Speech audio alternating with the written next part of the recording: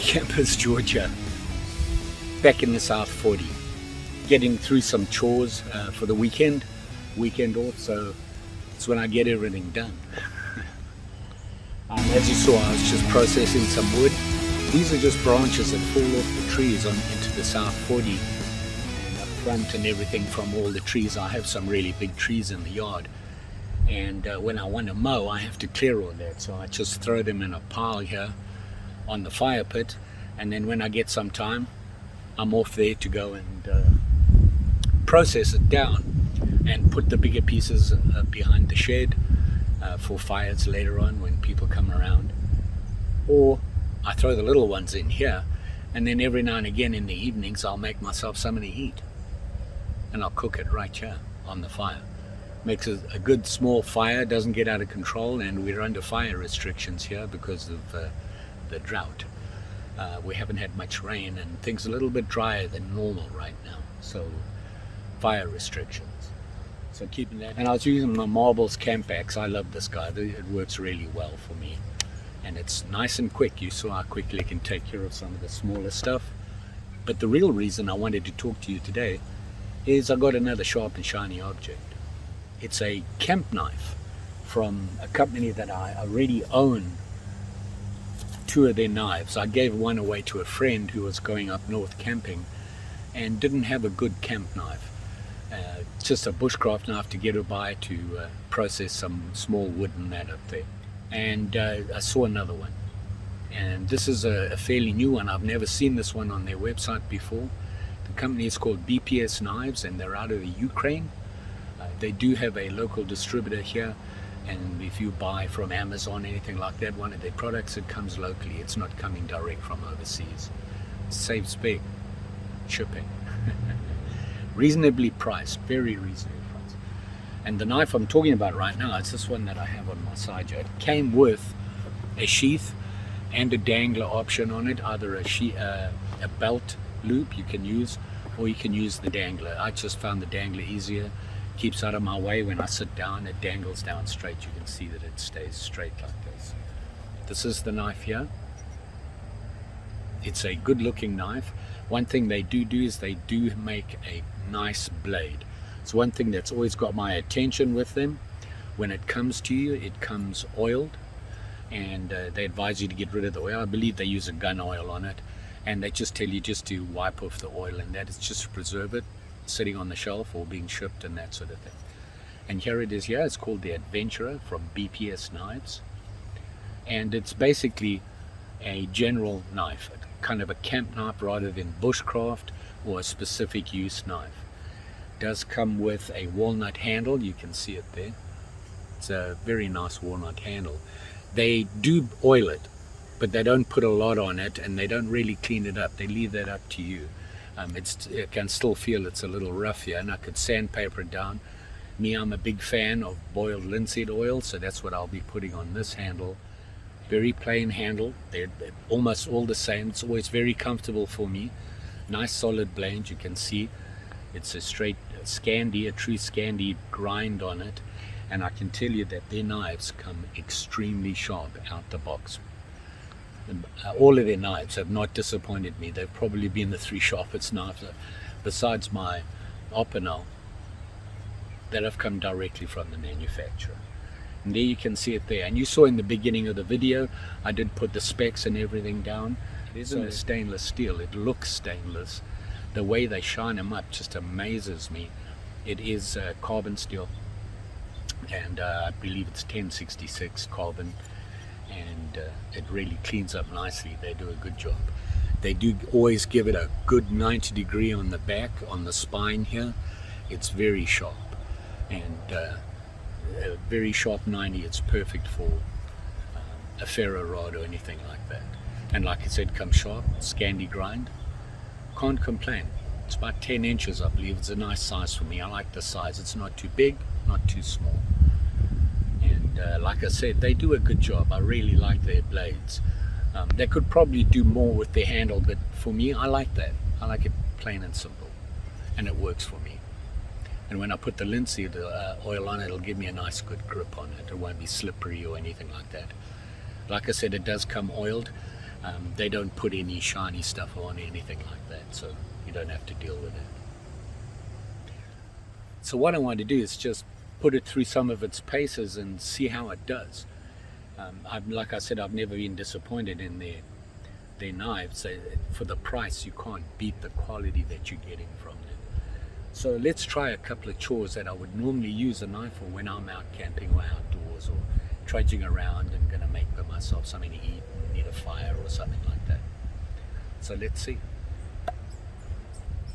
I did take the sheath off because I wanted to show it to you, and here you can see it's a good solid leather sheath, nice and thick, well made. It looks neat. The stitching and everything looks really good, and it did come with a ferro rod holder, as you can see, and they did provide you some fire steel, so we'll use that as well. We'll see how that works. And like I said, it does have a belt loop, and it also comes with a dangler. So whatever you prefer is what you can use. I like a dangler just simply because I find that the knife, the belt, kind of gets in my way when I'm sitting down, kneeling down, that sort of thing. This tends to keep the knife directly up and down.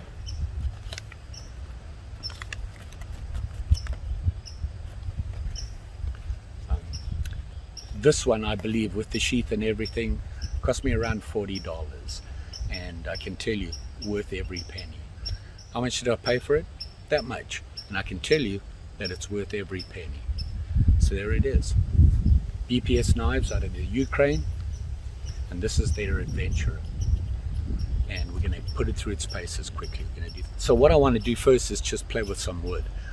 See if I can strip the bark off, maybe make a notch, make it a sharp point, make a 10 peg, something like that. We'll see as we go. So hopefully you'll be able to see this as I work on it right here. You find a piece of wood that I just got. Let's see how well it holds. Yeah, it just, you can see there. This is, by the way, this wood is extremely hard. And for the life of me, I can't remember which tree it came from. But I do know that it is very hard. So, and this handles it really nicely. I do like the feel of these knives. They seem to be a good size for me, and it's a good all-round size as well. I do have a Knives of Alaska camp knife, and I love that knife. It's probably my favorite knife. It's big, strong, extremely sharp, and does very well. And I use it for just about everything around camp. And I feel this would be just as good. The knife feels okay. I don't see any problem there. And you can see it just slices right through it there. It has no problem with the wood. So can we make a point out of it to make a spike? Let's try this one here. What I'm going to do here is just make a very quick 10 spike. First of all, I want to chop this wood. Let's get rid of some of the wood here. And you can see there it's cleaned it up. So we want a nice clean 10 spike. Nothing sticking out that's going to worry me. And let's give it a quick whack. Let's see, I need a heavier piece of wood here. Maybe this will work. Just going to give it a whack and let's see how well it handles that. No problem there. And there you can see the blade, it's really nice and thick. So if I was going to make a 10 spike, I want to just, obviously I'm just going to sharpen the one side, make a point out of it. You can see it just goes straight through this wood. Wow. Okay. So no problem there. And then what I'd want to do is maybe a number 7 on it here. A nice number 7 notch, and this is going through this wood. This wood's pretty soft. Wow. Don't know if I'd use this as a 10 spike, but get the idea. And I have me a 10 spike right there. Just wouldn't try that again on a bigger piece and see if that works. Here we go. It's a bit thicker, and what I want to do, same thing again, is make a point out of it. Quick 10 peg. So I've got a point, you can see it does that pretty easy. And then I want to do that number 7 again. Find a piece of wood, this will work. Gonna just start the notch there. I got a stop piece there and cut into it and get my number 7 notch. Yeah, this is sharp. See no problem there.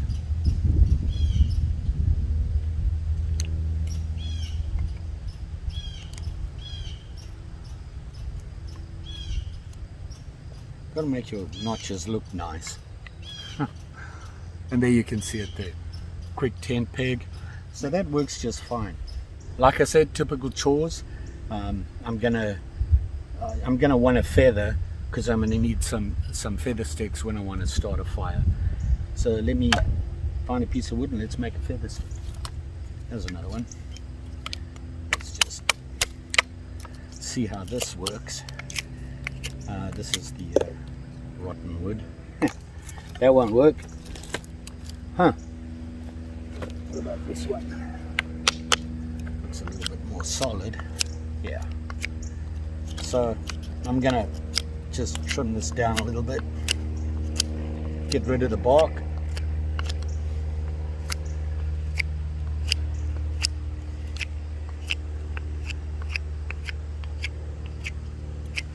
And when you want to do that, you want to slice. You don't want to go straight down. If you slice, it works a lot better. And that goes with just about any knife. Scandi grind works anyway. That's why it's so popular. So what I want to do here, I'm going to chop this off somehow and get it cleaned up. Let me do it properly. Like that. Yeah, it went straight through there. So I want to feather this. It's a little thick, but I'm going to feather it anyway. I should also do some splitting, and I'll do that. But I want to just see how well this feathers. And I'm going to use that as a stop and just... It makes nice curls. Look at that.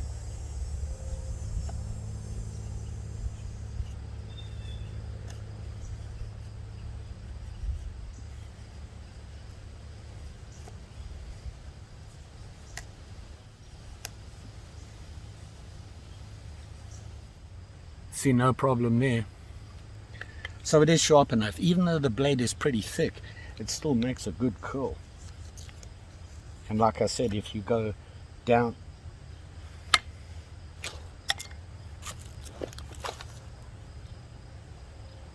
not paying attention, and I just cut myself. I'll be right back. There you go, campers. This is what happens when you don't pay attention and you don't abide by your own rules. I wasn't wearing gloves and I wasn't paying attention to what I was doing. And when I went to show you about doing the slice, I actually caught my thumb. It's not a bad cut, no problem there. I just bleed a lot because I am on medications that are blood thinners. But we'll finish up quickly. And like I said, it makes a pretty good feather there. There's no problem there. Will it process wood? Will I be able to bludgeon with it and split up some wood? Let's have a look. I'll go and see if I can find a good piece of wood. Unfortunately, I can't find a really good piece of wood. I've got this, and we'll just actually just bludgeon with it, and that's all I wanted to check on it. And I'm pretty sure it should be able to get through this, but we will see.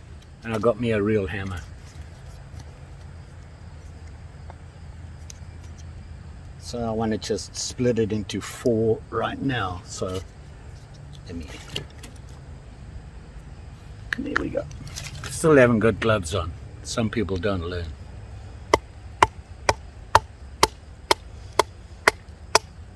Do as I say, not as I do.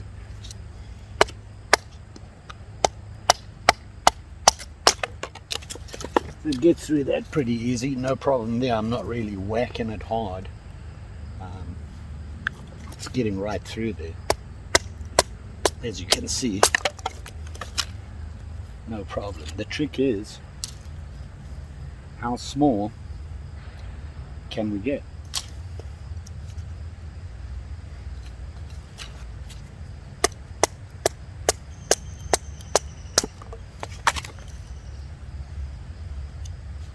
Do I really want to get smaller than this? Not really, but sharp and shiny and cuts well. And then you would feather it. And this time we'll try not to cut ourselves.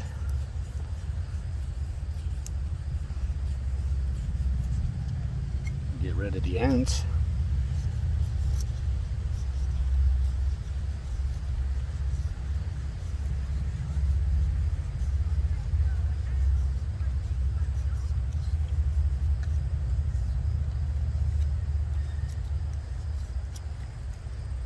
So no problem. That'll work. So the next thing I want to do is so we can strike that ferro rod on the spine of the knife. I don't see a problem, but got to do it anyway, right? Obviously this is a new ferro rod. It needs to be cleaned off. The protection needs to come off. So just clean off the protection. And let's give it a couple of goes here. I don't know if we'll like this, but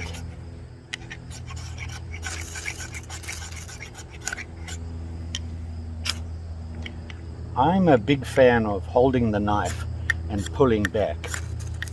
And you can see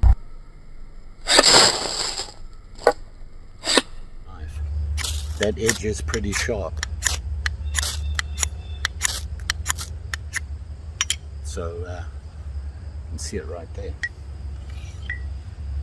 Did it affect it? Nope. Nothing more than usual, you see.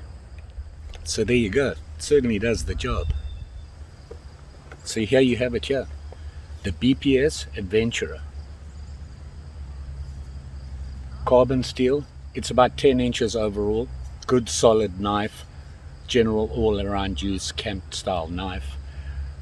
Walnut handle, which I'm going to clean up myself and put some linseed oil on, like I said.